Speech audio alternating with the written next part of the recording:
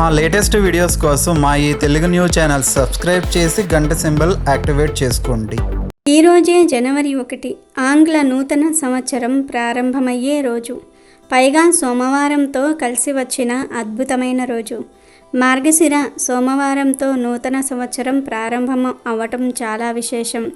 అయితే ఈరోజు ఏమీ చేయకపోయినా సరే రాత్రి 12 లోపు షోడశ సోమవారం వ్రత కథను వింటే చాలు, శివ అనుగ్రహంతో ఈ సంవత్సరమంతా మీకు కలిసి వస్తుంది. అదృష్టం మిమ్మల్ని వరిస్తుంది, ఐశ్వర్య యోగం పడుతుంది. ఇక మీరు కుబేరులుగా మారిపోతారు.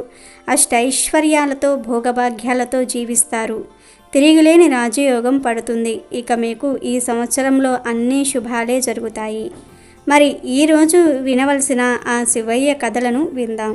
ఒకసారి నైమిసారణ్యంలో జ్ఞాన యజ్ఞ నిరతులైన సౌనకాది మహర్షులు సూతునకు నమస్కరించి, ఓ మహర్షి, మీరు మాకు అనేక సత్కథలు చెప్పితిరి. ఏ వ్రతమును ఆచరించుట వలన శీఘ్రముగా ఫలప్రాప్తి కలుగునో అటువంటి ఉత్తమమైనటువంటి వ్రతమును ఒకదాన్ని మాకు ఉపదేశించండి అని ప్రార్థించారు. అంతటా సూతుడు, మహాత్ములైన మహర్షులారా, కొంతకాలం కిందట పార్వతీదేవి పరమేశ్వరుణ్ణి ఇదే ప్రశ్న వేయగా శివుడు ఆమెకు ఒక రహస్యం చెప్పాడు. ఆ రహస్యమునే నేను మీకు చెప్తాను వినండి అని ఇట్లు చెప్పటం ప్రారంభించెను. ఒకరోజు కైలాసములో దివ్యరత్న కంచిత సింహాసనంపై కూర్చొని ఉన్న పరమేశ్వరుణ్ణి పార్వతీదేవి ఏకాంతంలో ఇట్లా ప్రశ్నించింది. స్వామి, నేను మీ వలన అనేక శాస్త్రములను ఆగమ విద్యలను నేర్చుకున్నాను. సర్వకాల సర్వ వ్యవస్థలలోనూ అల్ప ప్రయాసతోనే ఉత్తమమైన ఫలమును ప్రసాదించు వ్రతము ఒకటి నాకు ఉపదేశించండి అని అడిగింది. అది విని మందహాసముతో సదాశివుడు, ప్రియ, నీ ప్రశ్న ఉచితముగాను లోకానికి ఉపయోగపడేదిగాను ఉన్నది. లోక హితము కోరిన నీకు ఒక శ్రేష్టమైన వ్రతమును చెప్పెదను అంటూ ఇలా చెప్పసాగాడు. నక్షత్రములలో సూర్యుడు, గ్రహములలో చంద్రుడు, నదులన్నిటిల్లో గంగానది, ఇంద్రియములలో మనస్సు ఏ విధముగా శ్రేష్టమైనవో వ్రతములన్నిటిలోనూ కూడా సోమవార వ్రతము శ్రేష్టమైనది. ఈ వ్రతమునకు షోడశ సోమవార వ్రతం అని పేరు. దీని మహిమలను వర్ణించుట అసాధ్యము. భక్తిపూర్వకముగా దీనిని ఆచరించువారు ఏదేది కోరుకుందురో దానిని వారు శీఘ్రముగా పొందుతారు. దరిద్రులు ధనవంతులవుతారు. కన్యలు యోగ్యుడైన వరులను పొందుతారు. ముత్తైదువులు అఖండ సౌభాగ్యమును పొందుతారు. రోగులకు సంపూర్ణ ఆరోగ్యము కలుగును. ఎడబాసిన భార్యాభర్తలు ఒకరినొకరు చేరుకొందురు. ఈ విధంగా ఇది పరమ మహిమాన్వితమైన వ్రతము అని శివుడు చెప్తాడు. అంతటా పార్వతీదేవి, స్వామి, దయచేసి ఈ వ్రతమును ఆచరించు విధానమును అనుగ్రహింపుడు అని ప్రార్థిస్తుంది. అందుకు పరమేశ్వరుడు ఇలా అన్నాడు, పార్వతి, ఇది భక్తి పూర్వకముగా ఆచరించవలసిన వ్రతము. ఈ వ్రతమును స్త్రీలు, ముత్తైదువులు ఆచరించవలెను. సోమవారం నాడు ఉపవాసం ఉండాలి. ప్రాతకాలంలోనే స్నానాది నిత్య కర్మలను ముగించుకొనవలెను. మన్నుతో శివలింగము తయారు చేసుకొనవలెను. వెండి, ఇత్తడి వంటి శ్రేష్టమైన లోహములతో చేసిన లింగమును కూడా ఉపయోగించవచ్చును. బిల్వ పత్రములు, పువ్వులు, ధూపాలు సిద్ధము చేసుకునవలెను. నైవేద్యము కొరకు గోధుమ నూకను వేపి ముద్ద చేసి దానికి కావలసినంత నెయ్యి, బెల్లము కలిపి ఉండలను చుట్టవలెను. ఈ వ్రతమునకు కావలసిన ప్రసాదం ఇదే. ప్రసాదమును శివునకు నైవేద్యం పెట్టి దానిని 3 భాగములుగా చేయవలెను. భక్తులకొకటి, పశువులకొకటి. ఈ వ్రతమును ఆచరించు వారికి 3వది పంచవలెను. ఈరోజు ఉప్పు తినరాదు. ఇదే విధముగా 16 సోమవారాలు శ్రద్ధగా భక్తి శ్రద్ధలతో ఆచరించాలి. 16 సోమవారములందును పూజించిన మట్టి లింగములను 17వ సోమవారం నాడు జలమునందు వదిలివేయవలెను. ఆ రోజున శక్తానుసారం బ్రాహ్మణులకు అన్నదానము యథాశక్తి చేయవలెను. ఈ విధంగా వ్రత విధానమును పరమేశ్వరుడు పార్వతికి ఉపదేశించెను. అది విని పార్వతీదేవి, ఆమె వ్రత మహిమ తెలిసినది. ఎవరైనను ఈ వ్రతము ఆచరించి ఫలితము పొందినవారు ఎవరైనా ఉన్నారా చెప్పండి అని ప్రార్థించెను. సదాశివుడు ఇతర సంఘటనలను చెప్పనారంభించెను.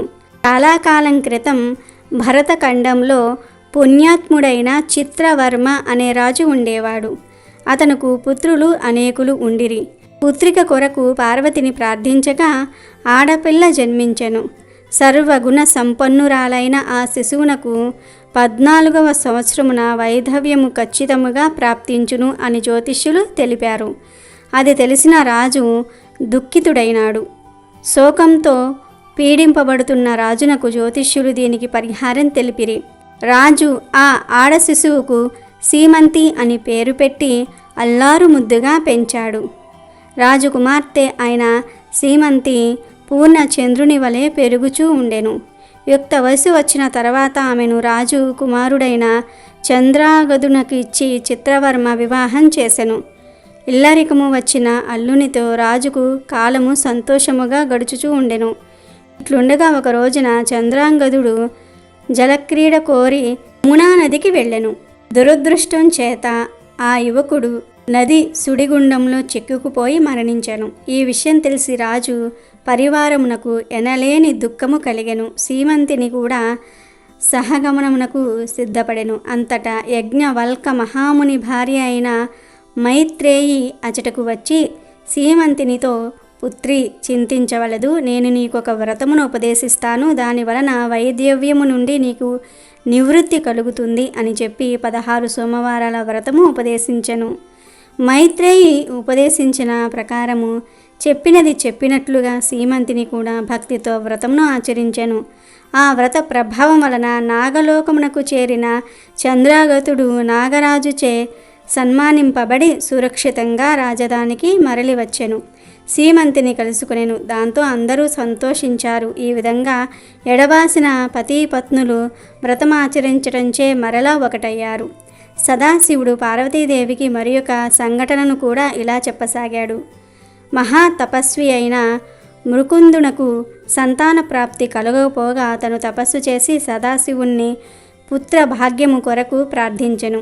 శివుడు ప్రత్యక్షమై, మహర్షి, నీకు 16 సంవత్సరముల ఆయువు గల సజ్జనుడైన కుమారుడు కావలెనా?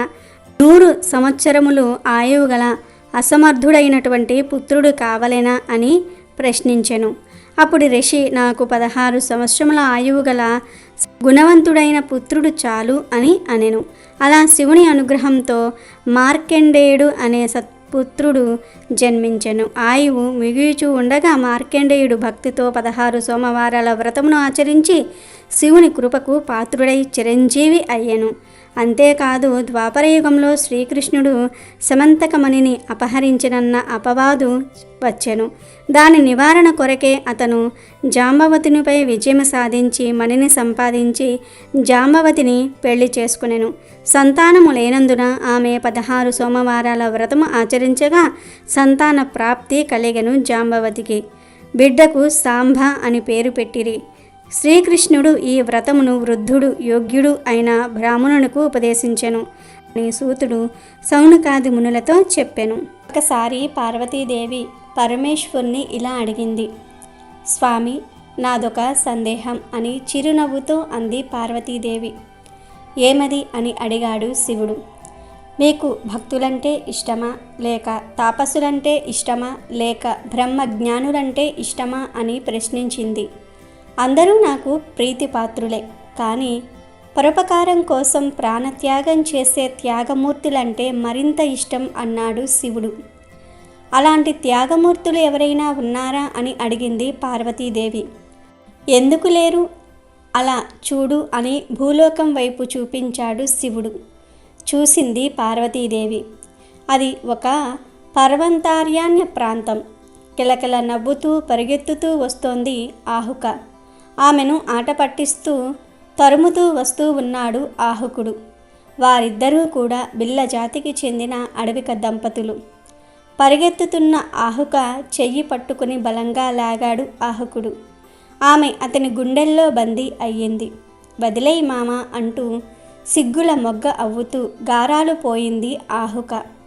వదిలేసేవాణ్ణే అయితే ఇక్కడ దాకా దౌడు తీయించేవాడినా, అక్కడే ఆగిపోయేవాడిని అంటూ కొంటిగా నవ్వుతూ అన్నాడు ఆహుకుడు.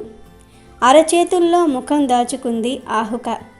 ఇదంతా చూస్తున్న పార్వతి, ఆ ఇద్దరిలో ఎవరంటే మీకు ఇష్టం అని శివుణ్ణి ప్రశ్నించింది. ఇద్దరూ ఇష్టమే అన్నాడు శివుడు. అయితే వారి త్యాగం ఏ పాటితో పరీక్షించాల్సిందే అంది పార్వతీదేవి. త్యాగానికి పరీక్ష అంటే కఠినంగానే ఉంటుంది. నీ సందేహం తీరాలంటే పరీక్షించాల్సిందే అని శివుడు ఒక యతి రూపం ధరించి కైలాసం నుంచి కదిలాడు. ఆహుకుడు, ఆహుక సరదాగా కబుర్లు చెప్పుకుంటూ అడవిదారిలో నడుచుకుంటూ వస్తూ ఉన్నారు. ఇంతలో ఆకాశం దట్టంగా మేఘావృతమయ్యింది. మామ, నింగి నల్లబడింది, వాన కురుస్తుందేమో అంది ఆహుక. అది మన కోసమే నల్లబడింది, నీ బుగ్గల్లో ఎరుపు చూడాలని అన్నాడు ఆహుకుడు. అతని భుజాలు గిల్లింది ఆహుక. ఇంతలో ఆకాశం మెరిసింది. మామ, ఆకాశం ఎంత అందంగా మెరిసిపోతుందో అంది ఆహుక. అంతలోనే మాయమయ్యిందిగా, ఎందుకంట అని చిలిపిగా అడిగాడు ఆహుకుడు. ఏమో, నాకేం తెలుసు అని అమాయకంగా చూసింది ఆహుక. నీ అందం ముందు నిలబడలేనని జారుకుంది అన్నాడు ఆహుకుడు. పో మామ అని కొండ వాగుకు దగ్గరగా ఉన్న గుడిసెలోనికి పరిగెత్తింది ఆహుక. ఆమె వెనుకే ఆహుకుడు కూడా గుడిసెలోనికి వెళ్ళాడు. వాన మొదలయ్యింది. చిన్నగా మొదలైన ఆ వాన కొద్దిసేపటికే జడివానగా మారింది.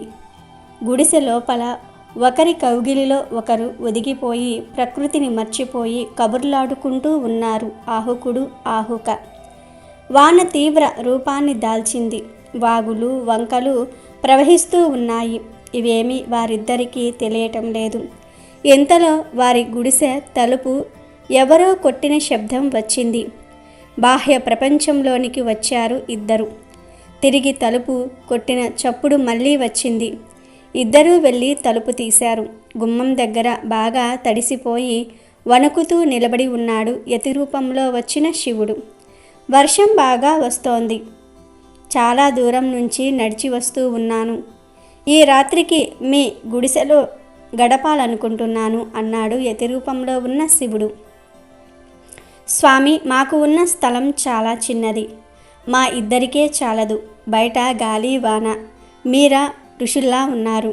మీకు గుడిసె ఇస్తే మేమిద్దరము బయట ఉండాలి. అయినా పర్వాలేదు, మీ అలుపు తీరేదాకా మా గుడిసెలు సేద తీరండి అన్నాడు ఆహుకుడు. మరి నీ భార్య ఏమంటుందో అన్నాడు యతి. మా మామ మాటే నా మాట. రా మామ, బయటికి వెళ్దాం. స్వామి, మీరు లోనికి వెళ్ళండి అని చెప్పి ఆహుకుడిని తీసుకొని బయటికి నడిచింది ఆహుక. యతి రూపంలో ఉన్న శివుడు గుడిసె లోపలికి వెళ్ళి తలుపు వేసుకున్నాడు. గుడిసె బయట చూరు కింద వానికి సగం తడుస్తూ ఒదిగి కూర్చున్నారు ఆహుక, ఆహుకుడు. వాన వేగం తగ్గింది. వారిద్దరికీ ఎప్పుడు నిద్ర పట్టిందో వారికే తెలియదు. ఇంతలో ఒక పెద్ద పులి అటు వచ్చి నిద్రపోతున్న ఆహుకుడిపై దాడి చేసింది. నిద్రమత్తులో ఉన్న ఆహుకుడు శక్తి వంచన లేకుండా పులితో పోరాడాడు. కానీ చివరికి పులి బారిన పడి మరణించాడు. పులి తన ఆకలి తీరే వరకు అతని శరీరాన్ని తిని తన దారిన తాను వెళ్ళిపోయింది. ఇదేమీ ఆహుకకు తెలియదు. ఆమె అలాగే నిద్రపోతోంది. అలా తెల్లారింది. ఆహుక నిద్రలేచింది. చచ్చిపడి ఉన్న భర్తను చూసి గుండెలు బాదుకుంటూ అతని శరీరం మీద పడి బావురమని ఏడుస్తోంది. గుడిసె తలుపులు తెరుచుకుని ఆ యతి బయటకు రాలేదు. ఆహుక ఎండు పుల్లలను ఒకచోట పేర్చి తన భర్త శవాన్ని చితిపై ఉంచి అగ్ని ముట్టించి తాను ఆ చితిలో దూకబోయింది. అప్పుడు తెరుచుకుంది గుడిసె తలుపు. యతి బయటకు వచ్చాడు. ఆగు, ఏమిటి తల్లి ఈ సాహసం అన్నాడు. నా మామలేని బ్రతుకు నాకెందుకు స్వామి అని కన్నీళ్లతో అంది ఆహుక. యతి శివుడిగా ప్రత్యక్షమయ్యి తన నిజ రూపాన్ని చూపించాడు. ఆయన ప్రక్కనే పార్వతి నిలిచింది. ఆశ్చర్యంగా చూసింది ఆహుక. మీ దంపతుల త్యాగం నాకు సంతోషాన్ని కలిగించింది. ఏం వరం కావాలో కోరుకో అన్నాడు శివుడు. నీకు ఏ వరం ఇవ్వాలని తలిస్తే అది ఇవ్వు అని చెప్పి చితిలో దూకి ప్రాణత్యాగం చేసింది ఆహుక. వారిరువురి ఆత్మలు శివునిలో లీనమయ్యాయి. ఇదంతా చూసి ఆశ్చర్యపోయింది పార్వతి. ఆ ఇరువురే మరుజన్మలో నల దమయంతులుగా జన్మించారు. శివుడే హంస రూపం ధరించి వారి ఇరువురి మధ్య ప్రేమ రాయబారం నడిపి వారికి వివాహం జరిపించాడు. త్రినాద వ్రత కథ వింటే చాలు, అదృష్టం మీ తలుపు తడుతుంది, మీ జీవితం మారిపోతుంది. రాజయోగం పడుతుంది. పురం అను గ్రామంలో మధుసూదనుడు అను బ్రాహ్మణుడు ఉండేవాడు. అతను మిక్కిలి దరిద్రుడు అగుటచే భిక్షమెత్తుకుని జీవించేవాడు. ఆ బ్రాహ్మణుడకు ఒక కొడుకు జన్మించెను. కానీ తల్లిపాలు లేనందువలన ఆ పిల్లవాడు రోజురోజుకు కృషించుచూ ఉండెను. బాలుడు కృషించుచున్నందువల్ల ఆ బ్రాహ్మణ స్త్రీ పెనిమిటితో, అయ్యా, నేను చెప్పిన సంగతి శ్రద్ధతో వినండి. పిల్లవానికి పాలు నిమిత్తం పాలుగల ఆవునొకటి తీసుకొని రండి అని అంటుంది. ఆ మాట భర్త విని, ఓ శ్రీరత్నమా, నీకు వెర్రి పట్టినదా? మనము చూడగా బీదవారము, పాలుగల ఆవు ఎలా దొరుకుతుంది? ధనరత్నములు మనకు లేవు. నేను లోకులలో ఘన్యత ఎలా పొందుతాను? ఎవరు ధన సంపదలు కలిగి ఉంటారో వారికి లోకమంతా మర్యాదలు చేస్తారు, వారికే అంతా భయపడతారు. బ్రాహ్మణులకు సైతం ఆస్తిపాస్తులు ఉంటేనే దానధర్మాలు కూడా ఎక్కువగా చేస్తూ ఉంటారు. నా వంటి బీదవాడిని ఎవరు అడుగుతారు అని బ్రాహ్మణుడు చెప్తాడు. ఆ మాటలు విని భార్య దుఃఖిస్తుంది. ఓ బ్రహ్మదేవుడా, మా వంటి బీద ఇంటిలో ఈ బిడ్డను ఎందుకు పుట్టించినావు? ఏమి తిని ఈ బిడ్డ బ్రతుకుతాడు? ఈ శిశుహత్య నాకు చుట్టుకుంటుంది అని దుఃఖించుచూ ఉండగా ఆ పిల్లవాని ఘోష చూసి ఏమీయో తోచక ఆ బ్రాహ్మణుడు చింతాక్రాంతుడై విచారించి తన ఇంటిలో ఉన్న కమండలము వగైరా చిల్లర సామానులు తీసుకొని సంతకు వెళ్తాడు. ఆ వస్తువులను సంతలో అమ్మివేసి అమ్మిన సొమ్ముతో 50 రూపాయలు జాగ్రత్తగా పట్టుకొచ్చి భార్య చేతికి ఇవ్వగా ఆమె ఆ సొమ్మును పట్టుకుని సంతోషించి పెనిమిటితో ఇలా అంటుంది, అయ్యా, ఈ సొమ్మును తీసుకుని వెళ్ళి పాలుగల ఆవునొకటి తీసుకుని రండి అంటుంది. తన భార్య చెప్పిన మాట ప్రకారం ఆ బ్రాహ్మణుడు ఆ 50 రూపాయలు పట్టుకుని గ్రామములు తిరుగుతూ ఉంటాడు. ఇట్లు తిరుగుతూ ఒక పెద్ద భాగ్యవంతుడగు షావుకారు ఉండే గ్రామమునకు వెళ్ళెను.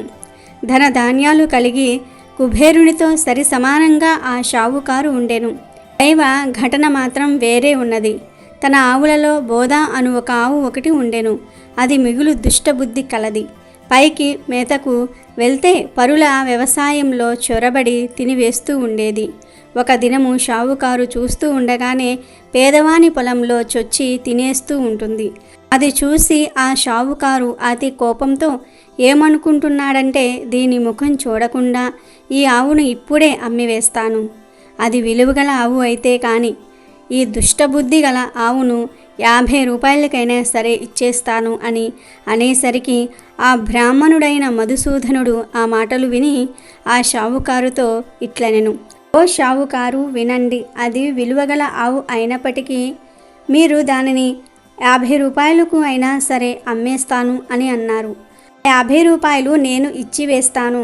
ఆవును దూడను రెండును ఇప్పించండి అని అనగానే ఆ షావుకారు బ్రాహ్మణుని చూసి, నీకు వెర్రి పట్టినదా? విలువగల ఆవును 50 రూపాయలకు పట్టుకుని పోతావా అని అనెను. మరలా మదిలో విచారించి తెలియక అనివేసినాను. ఈ బ్రాహ్మణుడు ఎక్కడ నుండి వింటున్నాడో ఏమో. ఆ ఆవును ఇవ్వకపోతే నాకు అసత్య దోషము ప్రాప్తించును అని బ్రాహ్మణునకు ఆవును దూడను ఇచ్చివేయగా బ్రాహ్మణుడు వాటిని తోలుకొని అచ్చటి నుంచి బయలుదేరి తన ఇంటికి చేరుకున్నాడు. ఆ ఆవును చూడగానే బ్రాహ్మణ స్త్రీ ముఖం చంద్రుని చూసిన కలువ వలె ప్రకాశించింది. ఆమె వెంటనే పాలు పిండి తన కుమారునికి పోసి బహు సంతోషము పొందినది. ఇట్లు కొన్ని నెలలు పోయిన పిమ్మట ఒకరోజు ఆ ఆవు మేతకు వెళ్ళి తిరిగి రాలేదు. పొద్దుపోయిన వేళ అయ్యింది. అయినా ఆవు రాకపోవటం చూసి బ్రాహ్మణుడు వెతకబోయెను. వీధులలో సమీపమున ఉన్న వ్యవసాయ పొలములలో చూసెను. ఆవు కనిపించలేదు. తెల్లవారగానే నిద్ర మేల్కొని ఆవును వెతుకుటకై బయలుదేరి కొంత దూరం నడిచి వెళ్ళి త్రోవలో ఒక పెద్ద చెట్టును చూసెను. అది ఒక గొప్ప మర్రి చెట్టు. మధుసూదనుడు ఆ చెట్టు దగ్గరకు వెళ్ళినాడు.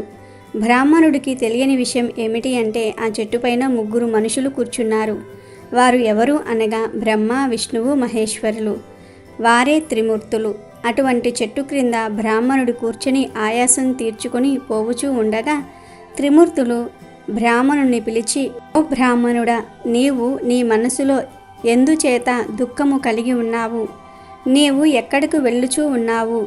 ఆ సంగతి మాతో చెప్పమని అడుగగా బ్రాహ్మణుడు 2 చేతులు జోడించి, అయ్యా, నేను మిక్కిలి బీదవాడను, భిక్షమెత్తుకుని బ్రతికేవాడను. నాకు ఒక ఆవు ఉండెను, అది కనిపించలేదు. ఈ దినం శ్రీపురం సంత అగుచున్నది. ఆ సంతకు పోయి వెతికెదను. ఎవరైనా దొంగిలించి తీసుకుపోయిన ఎడల ఆ సంతలో అమ్ముతారు కదా, అందుకే దానిని వెతుకుతూ వెళ్ళుచూ ఉన్నాను. ఓ త్రినాథ స్వాములారా అని తన వృత్తాంతం చెప్పెను. అది విని బ్రాహ్మణుడితో త్రిమూర్తులు, నీవు ఇప్పుడు సంతకు వెళ్ళుచూ ఉన్నావు కదా, మా నిమిత్తం ఏమైనా కొన్ని దినుసులు తీసుకుని రాగలవా అని అన్నారు. బ్రాహ్మణుడు ఏమి దినుసులు కావాలనని అడుగగా త్రిమూర్తులు ఇట్లనిరి, 1 పైసా గంజాయి, 1 పైసా ఆకువక్కలు, 1 పైసా నూనె మాత్రం తెచ్చి ఇమ్మని చెప్పిరి. అది విని బ్రాహ్మణుడు, ఓ త్రిమూర్తులారా, నాకు పైసలు ఎక్కడ దొరుకుచున్నవి? నేను బీద బ్రాహ్మణుడను, భిక్షమెత్తుకుని జీవించుచూ ఉన్నాను అనగా, ఓ బ్రాహ్మణుడా విను, అదిగో అటు చూడు, రెల్లు పొద కనిపించుచూ ఉన్నది, దాని మొదలు 3 పైసలున్నవి అనగా, ఆ పలుకులు విని బ్రాహ్మణుడు వెళ్ళి రెల్లు పొద మొదలు చూసేసరికి 3 పైసలు ఉన్నవి. ఇంకా ఉంటాయేమోనని ఆ చెట్టును ఇంకా పైకి తీర్చుచూ ఉండెను. అది చూచి త్రినాదుల వారు, ఓ బ్రాహ్మణుడా, నీకు వెర్రి పట్టినదా? అందులో పైసలు లేవు, ఎంత దొరికినదో అదే ఉండును అనెను. ఆ పలుకులు విని బ్రాహ్మణుడు అచ్చటి నుండి వెళ్ళిపోయెను. కొంత దూరం వెళ్ళి వచ్చి ఆ చెట్టు క్రింద నిలిచి చేతులు జోడించెను. అది చూచి త్రిమూర్తులు, తిరిగి ఎందుకు వచ్చావు అని అడిగారు. దానికి బ్రాహ్మణుడు, మీరు చెప్పిన వస్తువులు దేనిలో తేవలెను అని అడిగెను. దానికి త్రినాదులు, నీ గావాంచలో తెమ్మని చెప్పిరి. అది విని బ్రాహ్మణుడు, నూనె గావాంచలో ఎలా వస్తుందండి? మీరు జగత్కర్తలు, నా వద్ద కపటముంచి చెప్పుచున్నారు అనగా, త్రిమూర్తులు, మా నామము తలుచుకుని నూనె గావాంచలో తీసుకురా అని చెప్పగా బ్రాహ్మణుడు సెలవు తీసుకుని అచ్చటి నుండి వెళ్ళిపోయాను. ఆనందంతో బ్రాహ్మణుడు శ్రీపురం సంతలో ప్రవేశించాడు. ఆవులుండే సంతకు వెళ్ళి చూడగా తన ఆవు కనిపించలేదు. ఆకులు, చెక్కలు, గంజాయి పుచ్చుకొని నూనె గురించి బజారుకు వెళ్ళి తేలుకల వాడిని నూనె అడిగెను. గావాంచ చూపి ఇందులో 1 పైసా నూనె పొయ్యమనెను. ఈ సంగతి తెలుకలవాడు చూసి, బ్రాహ్మణుడు పిచ్చి మనిషి కాబోలునని నూనె లేదు అని చెప్పెను. అచ్చటి నుండి మరి ఒక ముసలి తెలుకలవాడిని నూనె అడిగెను. ఆ ముసలివాడు చూసి, నూనె ఎంతది కావలెను అని అడుగగా 1 పైసా నూనె మాత్రం పట్టుకుపోవుదునని ఆ బ్రాహ్మణుడు చెప్పెను. తెలుకలవాడు నూనె కొలిచెను. బ్రాహ్మణుడు గావాంచ చూపించెను. అప్పుడు తేలుకలవారు, ఈ బ్రాహ్మణుడు వికారపు వాడు, వీనిని మోసం చేసి పైసా తీసుకుంటాను అని ఆలోచించుకుని కొలత పాత్రను తిరగవేసి నూనె కొలిచి ఇచ్చెను. విప్రుడు గావాంచ కొన చెంగును పట్టుకుని అచ్చటి నుండి వెళ్ళిపోయెను. అంతే, తెలికలవాని కుండలో నూనె కొంచెమైనను లేకుండా పోయింది. అది చూసి తెలికలవాడు మూర్ఛపోయినాడు. తెలికల వాళ్ళందరూ కూడా పరిగెత్తుకొచ్చి ముసలివాని ముఖముపై నీళ్లు చల్లి సేద తీర్చి కూర్చుండబెట్టినారు. ఏమి చెప్పుదను, ఎక్కడి నుంచే ఒక బ్రాహ్మణుడు వచ్చి గిద్దెడు నూనె కొన్నాడు. ఇప్పుడే ఇట్లు వెళ్ళినాడు. కుండలో చూడగానే నూనె లేదని చెప్పగా అందరూ విచారించారు. ఆ విప్రుడు మా వద్దకు వచ్చి మమ్ము కూడా నూనె అడిగినాడు, లేదని అనగా వెళ్ళిపోయినాడు. అగున అందరూ విచారించి పరిగెత్తుకొని బ్రాహ్మణుడి వద్దకు వెళ్ళి ఇలా అన్నారు, విప్రుడా విను, మీరు నూనె కొన్నారు కదా, అది కొలతకు తక్కువగా ఉన్నది, పూర్తిగా ఇచ్చివేస్తాము, పట్టుకొని వెళ్ళండి అన్నారు. దాంతో మళ్ళీ మధుసూదనుడు సంతకు వెళ్ళాడు. ఈసారి ముందు తెచ్చిన గిద్దెతోనే నూనెను సరిగ్గా కొలవగా ఎప్పటిలాగానే ఆ నూనె గిన్ని నిండుగా అయినది. అది చూసి ముసలి వ్యాపారి అనగా నూనె అమ్మేవాడు ఆనందము చెందాడు. విప్రుని గావాంచలో చమురు ఉంచారు. అది పట్టుకుని విప్రుడు వెడలిపోయినాడు. అలా బ్రాహ్మణుడు త్రిమూర్తుల దగ్గరకు వెళ్ళి వారికి సామానులు ఇచ్చివేసి సెలవు అడిగినాడు. సెలవు అడగగానే త్రిమూర్తులు విప్రునితో ఏమన్నారంటే, ఓయి, నీ కష్టము చూసి మా మదిలో దయ కలిగినది. ఒక మాట విను, నీవు త్రినాదుల పూజ చేస్తే నీ దరిద్రము పటాపంచలై అధిక సంపదలు కలుగునని త్రినాదులనగా, అది విని బ్రాహ్మణుడు, స్వామి, ఏ ఏ వస్తువులతో మిమ్మలను పూజ చేయాలి అని అడుగగా త్రినాదులు ఇలా అన్నారు, ఓ ద్విజుడా, వినుము, మా పూజకు అధిక ద్రవ్యము అక్కరలేదు, కొంచెముతోనే తృప్తి పొందుదుము. ఇప్పుడు నీవు తెచ్చిన 3 పైసల సామాగ్రి చాలును.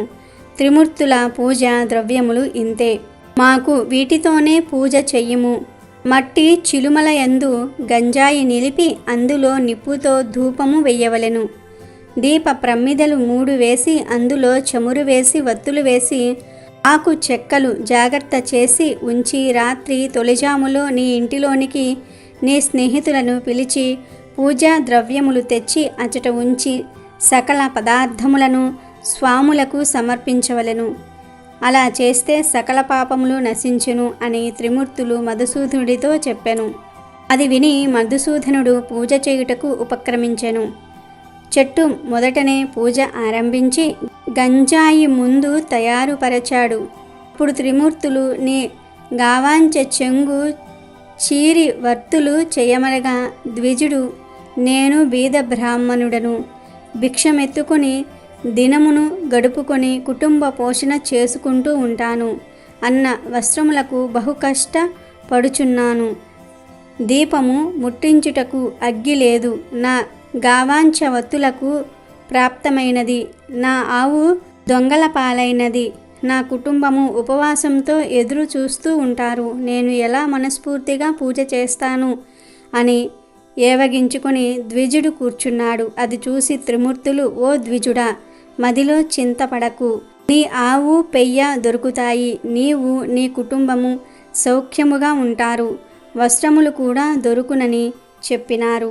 అంతట బ్రాహ్మణుడు చేతులు జోడించి, స్వాములారా, అటువంటి భాగ్యము నాకెప్పుడు కలుగుతుందో అప్పుడు 5 మేళాలు స్వామివారికి ఇస్తాను.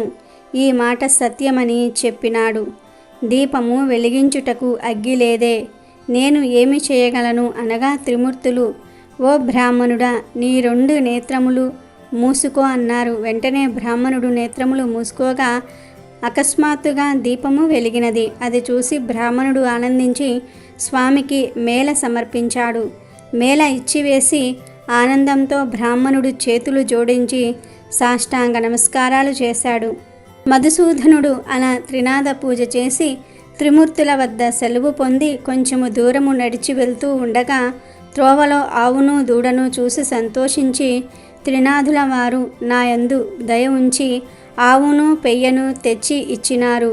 వారి పూజ బాగుగా చేసినాను అని భావించుకొని ఆవును దూడను తోలుకొని పోయి ఇంటికి చేరినాడు. చూడగా తన ఇంటిలో సిరి సంపదలు పరిపూర్ణముగా ఉన్నవి. అది చూసి అధికముగా సంతోషము పొంది కడు శ్రద్ధతో పూజ ఆరంభించాడు. చెయ్యవలసిన కార్యక్రమముల అందరికీ విశదముగా తెలియపరిచాడు. నా స్నేహితులను రప్పించి వెనుకటి వలనే మేళ సమర్పించాడు. మేళ చెయ్యు పద్ధతిని అందరికీ చెప్పగా అంతా ఒప్పుకున్నారు. ఆ రాజ్యంలో ఉన్న ప్రజలందరూ త్రినాద పూజ చేశారు. అందరి ఇండ్లయందు సుఖ సంతోషములు నిండెను.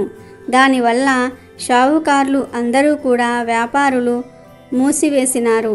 అందరూ ఆ దేశపు రాజు వద్దకు వెళ్ళి ఫిర్యాదు చేశారు. వారిని చూసి రాజు, మీరందరూ ఎందుకు వచ్చినారు అని అడుగగా, అయ్యా, దయచేసి మా ఫిర్యాదు మీరు వినండి. మధుసూదనుడును పేద బ్రాహ్మణుడు ఒకడు భిక్షమెత్తుకుని జీవించేవాడు. వాడు శ్రీపురం వెళ్ళి వచ్చి త్రినాద మేళను ఆచరించినాడు. త్రినాదులు ఏ దేవతలు వారిని ఆ బ్రాహ్మణుడు పూజించగానే సకల సంపదలు అతనికి కలిగినవి. ఊరిలోనున్న రైతులందరూ కూడా త్రినాద మేళ చేసినారు. గ్రుడ్డివారు, కుంటివారు అందరూ కూడా ఈ మేళను చేసినారు. అందరూ మోక్షమందినారు. ధనధాన్యాలు కలిగి కుబేరునితో సమానమైపోయినారు. మా వ్యాపారములు పోయినవి. ఇలా అయితే మా క్రయ విక్రయములు ఎలా జరుగుతాయి అని చెప్పగా రాజు ఆ మాటలు విని చాలా కోపము తెచ్చుకొని సకల జనులను పిలిచి కోపంతో ఇట్లన్నాడు, త్రినాదులు అనే దేవతలు ఏమి దేవతలు? వారిని మీరు ఎందుకు పూజించుచూ ఉన్నారు? నేను చెప్పుచున్నాను వినండి. ఆ పూజ మీరు చేయకూడదు. నా మాట కాదని ఆ పూజ ఎవరు చేస్తారో వారు 500 రూపాయలు జరిమానా ఇచ్చి 6 మాసములు ఖైదీలో ఉండవలసింది అని రాజుగారు చెప్పారు. అట్లు కాదని మీరు పూజ చేసిన ఎడల సోలం చేయబడునని రాజుగారు ప్రజలందరికీ కూడా తాకీదు ఇచ్చి పంపినారు. ఈ సంగతి త్రినాదుల వారికి తెలిసింది. ఆ రాజునకు దండన విధించినారు. దాని ఫలితముగా రాజకుమారుడు చనిపోయినాడు. నగరంలో ఏడ్పు ఘోష వినపడుతూ ఉన్నది. ప్రజలందరూ రాజు వద్దకు పరిగెత్తుతూ ఉన్నారు. రాజు దైవకృప తప్పటం వలన తన కుమారుడు చనిపోయాడని అనుకుంటున్నాడు. కుమారుని ముఖం చూస్తూ రాజు ఏడుస్తూ ఉన్నాడు. తల్లి, బంధువులు మొదలగు వారంతా దుఃఖించుచూ ఉన్నారు. దహనము చేయుటకై స్వర్ణభద్రా నది తీరమందు ఆ శవము నుంచినారు. రాజు బాధను చూసిన త్రినాదులకు దయ కలిగినది. రాజకుమారుణ్ణి బ్రతికిస్తే మనకు పేరు ప్రఖ్యాతలు కలుగును అని బాగుగా ఆలోచించి బ్రాహ్మణ రూపంలో ఆ శ్మశానముకు వచ్చారు. ఆ బ్రాహ్మణులు రాజును వారి సమూహమును చూసి, మీరందరూ ఈ నదీ తీరమునకు ఎందులకు వచ్చినారు? ఎలా విచారించుచూ ఉన్నారు? ఎలా విచారముగా కూర్చున్నారు? ఈ పిల్లవాడు ఎందుకు పడుకొని ఉన్నాడు? ఇతని శరీరంలో చల్లదనము కలదే అని అడుగగా అంతా త్రిమూర్తులతో ఇలా అన్నారు: మీతో ఏమి చెప్పగలం? రాజకుమారుడు చనిపోయినాడు. ఆ రాజేమి దోషము చేసెనో కానీ ఇతడు చనిపోయినాడు అనగా ఈ కుర్రవాడు చనిపోలేదు. త్రినాదుల వారికి రాజు అపరాధము చేసినందున ఈ చావు కలిగినది. ఇప్పుడు మీరందరూ త్రినాదులను పూజించితే ఈ బాలుడు లేచి కూర్చుంటాడు. మా మేల చేయుటకు రాజు ఒప్పుకున్నట్లయితే ఈ రాజకుమారుడు బ్రతుకుతాడని చెప్పి త్రినాదమూర్తులు అదృశ్యులైనారు. అందరూ వారి మాటలను విని త్రినాద స్వాముల పేర్లు ఆ రాజతనయుని చెవిలో చెప్పినారు. 7 మేళలు చేయుటకు ఒప్పుకున్నారు. అలా ఒప్పుకోగానే రాజకుమారుడు లేచి కూర్చున్నాడు. అది చూసి అందరూ సంతోషమును పొందినారు. అప్పుడు త్రిమూర్తుల పేరు మాటిమాటికి స్మరించారు. అందరి నోటి నుండి వెలువడిన పలుకులు సముద్ర గర్జన వలె వినిపించినవి. అటువంటి సమయమున ఒక వర్తకుడు ఆ ఊరి మీదుగా తన ఓడలలో విదేశములకు సరుకులను తీసుకువెళ్తూ ఉండెను. ఆ ఓడను నడిపించుకుని స్వర్ణభద్రా నదీ తీరమున ప్రవేశించినాడు. ఘోష చేసిన స్థలము దగ్గరకు వెళ్ళినాడు. వారిని చూసి, జనులారా, త్రినాదుల పేర్లు ఏమి పేర్లు మీరెలా స్మరించుచున్నారు? వినడానికి శ్రద్ధగా ఉన్నాయి అనగా రాజుగారి మనుషులు ఇట్లన్నారు: ఓ వర్తకుడా, వినుము. బ్రహ్మ, విష్ణు, మహేశ్వరులు అనేవారు త్రినాద స్వాములు. అటువంటి ప్రభువులను మా రాజుగారు నిందించినందువలన అపరాధుడైనాడు. ఆ అపరాధము వలన తన కుమారుడు చనిపోవుటచే ఇతనిని మేము తీసుకుని వచ్చి అగ్ని సంస్కారము చేటుకు కూర్చుని ఉన్నాము. ఇది చూచి ప్రభువులకు దయ కలిగినది. వచ్చి రాజకుమారుని బ్రతికించినారు. అందుకు 7 మేళలు చేయుటకు ఒప్పుకున్నాము. వెంటనే రాజకుమారుడు బ్రతికి కూర్చుండెను అని చెప్పారు. ఆ మాటలు విని షావుకారు మదిలో సంతోషించి, అటువంటి ప్రభువులు ఎక్కడుందురో? చనిపోయిన రాకుమారుడు బ్రతికి కూర్చుండెను. నా ఓడలు ఒడ్డున అడ్డుకొని ఉన్నవి. నేను ఈ ఓడపై వెళ్ళి వస్తాను. నా ఇంటికి సుఖంగా చేరుకుంటాను. నాకు వ్యాపారంలో నష్టము రాకుండా ఉంటే ప్రభుల వారికి 5 మేళలు చేస్తాను అని మనసులో సంకల్పించుకొని ఓడపై కూర్చొని నడిపించుకొని వెళ్ళిపోయినాడు. పైదేశము వెళ్ళి అచ్చట గొప్ప లాభము పొంది తిరిగి వచ్చి ఓడ నది ఒడ్డున లగరు వేయించి ఇంటికి వెళ్ళినాడు. తన నౌకర్లందరూ కూడా ఓడలోని ధనము మోసుకొని పోయినారు. ధనమును ఇంటిలో వేసుకొని షావుకారు సంతోషముతో ఉన్నాడు. ధనం చూసి ప్రభుల వారి మేళలు మర్చిపోయాడు. అందుకు ప్రభువులకు కోపము కలిగి దండన వేసినారు. దాంతో ఓడ నీటిలో మునిగిపోయినది. నౌకర్లు ఓడలోనున్న వారందరూ కూడా నీటిలో మునిగిపోయిరి. అది తెలిసిన అతను కూడా భూమిపై పడి గోల పెట్టినాడు. మరి కొంతసేపటికి తెలివి తెచ్చుకొని ఏడుస్తూ ఉండగా ఆకాశంలో నుండి త్రినాదులు, నీవు మాకు మేళలు ఇస్తానని మరిచినావు, అందుచేతనే ఓడ మునిగినది. నీవు 5 మేళలు సమర్పించినట్లయితే నీ ఓడ నీకు వస్తుంది అని సెలవిచ్చారు. అది విని షావుకారు మదిలో దుఃఖించి, ముందు నేను సంకల్పము చేసియుంటిని, ప్రభువుల మహిమను మరిచితిని. ఇప్పుడే త్రినాదుల వారికి మేళ ఇస్తాను అని మదిలో నిశ్చయించుకొని మేళకు కావలసిన సామాగ్రి తెప్పించి స్నేహితులను రప్పించి ప్రభుల వారికి మేళ సమర్పించి ప్రార్థించాడు. నీటిలో మునిగిపోయిన ఓడ వెంటనే పైకి తేలినది. అది చూసి పట్టలేని సంతోషము పొందెను. పరిచారికలు, నౌకర్లు ఓడలో గల మిగిలిన ధనము ఇంట్లోకి తీసుకుపోయినారు. ధనము మోయించి షావుకారు ఇంట్లో ప్రవేశించెను. గంజాయి ఆకులు చెక్కలు అన్నీ స్వామివారికి మేళ సమర్పించి సాష్టాంగ దండ ప్రణామములు చేశారు. రాజ్యమంతా త్రినాథస్వామి మేళ గురించి ప్రకటనలు పంపించినారు. మేళను చూచుటకు అంతా వస్తూ ఉన్నారు. ఇట్టి స్థితిలో గుడ్డివాడొకడు త్రోవనున పోయే వారితో, అన్న మీరెవరు, మీ పేరేమిటి, మీరెక్కడికి వెళ్ళుచూ ఉన్నారు అనెను. వారు మేళ చూచుటకు వెళ్తూ ఉన్నామని చెప్పారు. అది విని గుడ్డివారు, నాకు కండ్లు కానరావు, మీరందరూ నేత్రములతో చూస్తారు, నేను దేనితో చూస్తాను అని అనగా, గుడ్డివాడ, త్రినాథస్వామి వారిని భజింపుము, నీ కన్నులు బాగుగా వస్తాయి, ప్రభుల వారి మహిమ చూడవచ్చును అని చెప్పి వారంతా మేళ వద్దకు ప్రవేశించారు. గుడ్డివాడు ఆ త్రోవలో కూర్చొని స్వామివారి భజన చేయుచూ ఉండగా కొంచెము కన్నులు కనిపించినవి. అప్పుడు గుడ్డివాడు కొంత దూరము పోయినాడు. దారిలో ఒక పొట్టవాడు కూర్చుని ఉన్నాడు. ఆ పొట్టవాడు గుడ్డివాడిని చూసి, నీవు గుడ్డివాడువు, ఇంత కష్టంతో ఎక్కడకు వెళ్ళుచూ ఉన్నావు అని అడిగాడు. అప్పుడు గుడ్డివాడు, అన్నా నేను మేళను చూచుటకు వెళ్తూ ఉన్నాను అని చెప్పాడు. ఆ మాటలు పొట్టవాడు విని, స్వామివారి దయ నా మీద లేదు, చేతులు కాళ్ళు పొట్ట, నేనెలాగున నడవగలను, నీకు కాళ్ళున్నవి, దేక్కొని వెళ్ళగలవు అని అంటాడు. అంతటి గుడ్డివాడు, నీవు త్రినాథస్వామి వారిని భజింపుము, నీ కాళ్ళు చేతులు బాగవుతాయి, క్షణంలో ఇద్దరం కలిసి వెళ్ళిపోదాము, నేను కేవలం గుడ్డివాడిని, ఏమాత్రం కన్నులు కనిపించుటలేదు, త్రినాథస్వామి వారిని భజించినాను కనుక కొంచెము కనిపిస్తున్నవి, అందుచే నీవు కూడా స్వామివారిని భజించిన వానివైతే నీ బాధలు నివారణ చేస్తారు అని చెప్పగా, పుట్టవాడు త్రినాథ త్రినాథ అని భజించాడు.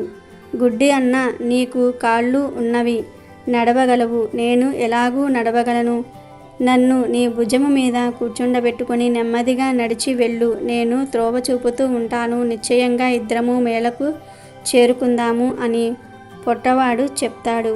అతని మాటలు విని గుడ్డివాడు పొట్టవానిని భుజముపై కూర్చోబెట్టుకొని మెల్లగా నడిచిపోతూ ఉన్నాడు. మధ్యలో గుడ్డివాడు, నేస్తం, నేత్రాలు ఇప్పుడు నిర్మలంగా కనిపించుచూ ఉన్నవి అని అనగా, పొట్టవాడు, అయ్యా ఇప్పుడు నేను నడవగలుగుతున్నాను అని చెప్తాడు. ఈ విధంగా గుడ్డివాడు పొట్టవాడు కలిసి త్రినాథస్వామి మేళ దగ్గరకు ప్రవేశించినారు. మేళ జరుగు స్థలంనకు నిత్యము ఒక వైష్ణవుడు వస్తూ ఉండేవాడు. అతడు త్రినాథ మేళ చెల్లకుండా ఇంటికి ఎప్పుడూ వెళ్ళిపోతూ ఉంటాడు. అతనిని ఈ పొద్దు మన స్థానమందు కూర్చుండబెట్టవద్దు అని అనుకుని మేళ చేయు వారంతా వైష్ణవుడు రాగానే చూచి మేళ చెల్లించకుండా నీవు వెళ్ళుచూ ఉన్నావు కాబట్టి నిన్ను మేళ వద్దకు రాకుండా ఆపు చేయడమైనది అని చెప్పగా, వైష్ణవుడు, నాయనలారా, నా అపరాధము క్షమించండి, ఇక నుండి మేళ కాకుండా వెళ్ళను, నేను నికరముగా చెప్పుచున్నాను, నా గురువు ఇక్కడకు వచ్చినా సరే విడిచి వెళ్ళను అని అంటాడు. అని అప్పుడే గురువు వచ్చి వైష్ణవుని ఇంటిలోనికి వెళ్ళినాడు. నా శిష్యుడు ఎక్కడికి వెళ్ళినాడు, ఈరోజు ఎందుకు నా దగ్గరికి రాలేదు అని వైష్ణవుని గురించి అతని తల్లిని అడిగినాడు. అప్పుడు అతనితో ఆమె, నా కుమారుడు మేళ వద్దకు వెళ్ళినాడు అని చెప్తుంది. అప్పుడు గురువు మేళ ఎవరిదని అడిగినాడు. అందులకు ఆ ముసలి ఆమె త్రినాథుని మేళ అని చెప్పినది.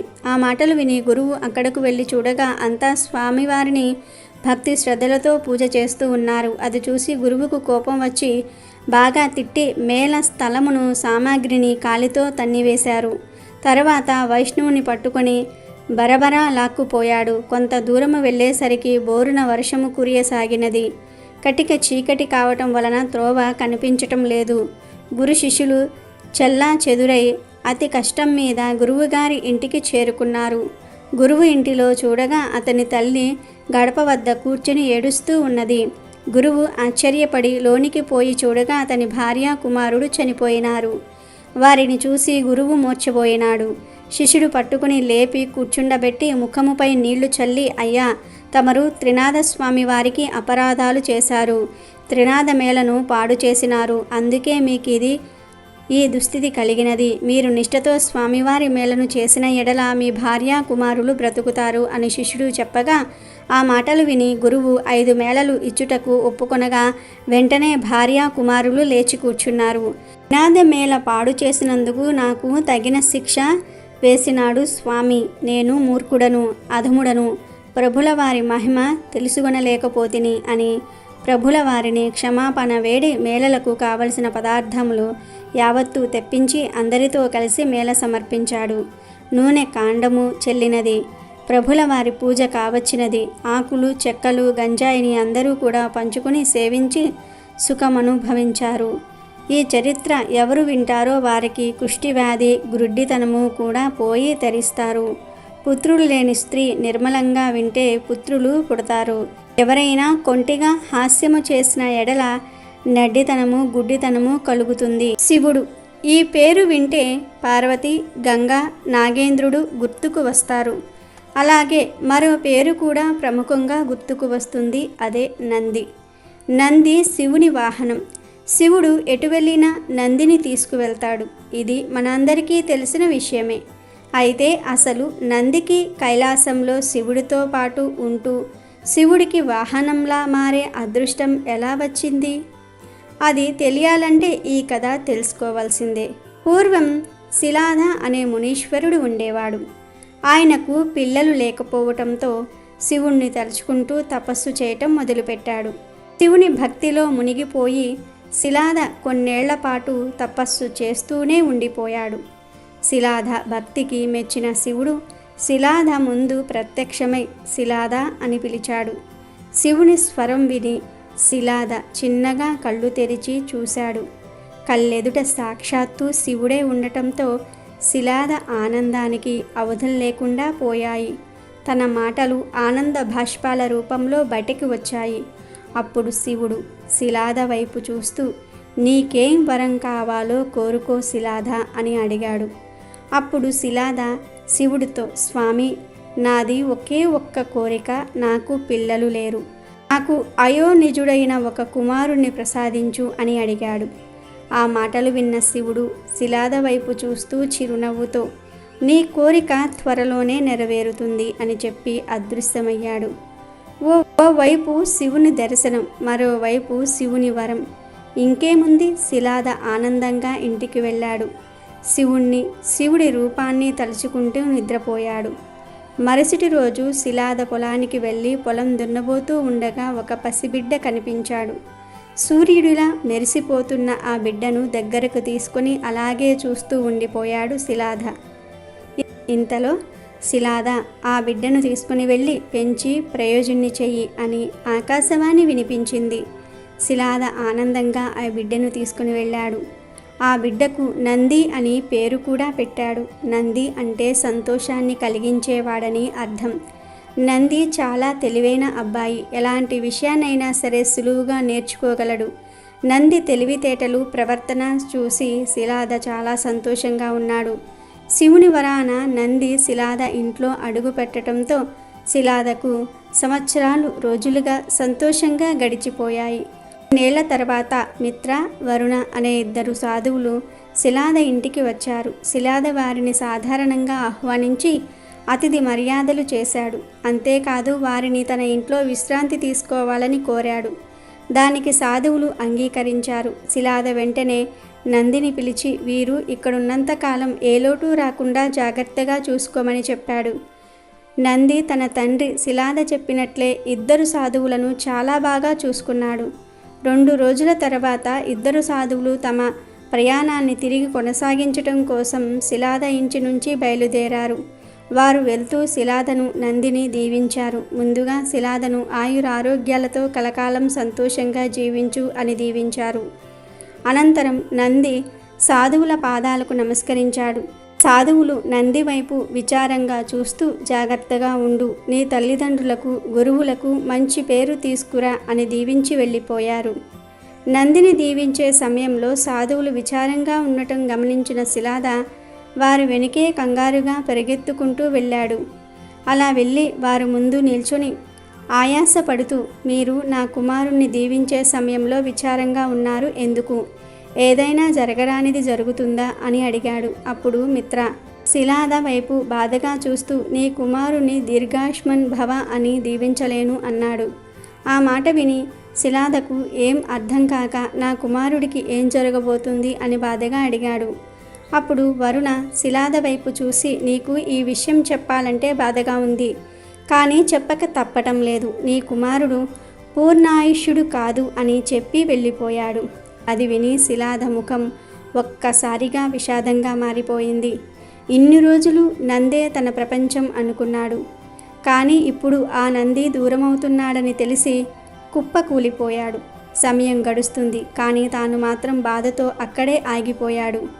కాసేపటికి అక్కడి నుంచి లేచి గుండె నిండా బాధతో అడుగులో అడుగు వేసుకుంటూ ఇంట్లోకి వెళ్ళాడు. నంది తన తండ్రి శిలాదను చూసి ఏదో జరిగిందని అర్థమై కంగారుగా, ఏమైంది నాన్నగారు అని అడిగాడు. శిలాద బాధగా సాధువులు చెప్పిన విషయం గురించి చెప్పాడు. విని నంది భయపడిపోతాడేమో అనుకున్నాడు. కానీ నంది మాత్రం నవ్వుతూ, సాధువులు చెప్పింది విని భయపడుతున్నావా అని అడిగాడు. శిలాదకు ఏం అర్థం కాక ఆశ్చర్యంతో నందిని చూస్తూ ఉండిపోయాడు. అప్పుడు నంది, నాన్న, నువ్వు శివుణ్ణి చూశానని చెప్పావు. శివుణ్ణి చూసిన వారు ఇలా సాధువులు చెప్పిన దానికి భయపడరు. నిజంగా నేను మరణించాలని రాసి ఉంటే ఆ రాత శివుడు మార్చగలడు. ఆయన గొప్ప దేవుడు. ఆయన దేన్నైనా సరే చేయగలడు. మనం ఆయన్ని పూజిస్తూ ఉన్నాం. మనకు ఏదైనా జరిగితే ఆయన చూస్తూ ఊరుకుంటారా అని అడిగాడు. నంది మాటలకు శిలాద అలాగే చూస్తూ ఉండిపోయాడు. నంది, నన్ను దీవించండి నాన్న అంటూ తండ్రి పాదాలకు నమస్కరించాడు. శిలాద విజయోస్తు అని దీవించాడు. తర్వాత నంది భువన నదికి వెళ్ళి భక్తి శ్రద్ధలతో శివుణ్ణి స్మరిస్తూ తపస్సు చేయటం మొదలుపెట్టాడు. నంది భక్తికి మెచ్చిన శివుడు నంది ముందు ప్రత్యక్షమై, నంది కళ్ళు తెరిచి చూడు అన్నాడు. నంది చిన్నగా కళ్ళు తెరిచి చూశాడు. తన జీవితంలో తన కళ్ళు ఎప్పుడూ కూడా చూడని అందమైన రూపాన్ని చూస్తున్నాడు. శివుని అందమైన రూపాన్ని కళ్ళతో చూసి గుండెల్లో బందీ చేసుకున్నాడు. అలా శివుణ్ణి చూస్తూ ఆయన్ని అడగడానికి ఏం లేదు, ఇక జీవితాంతం ఆయనతో ఉండిపోతే బాగుండు అని భావించాడు.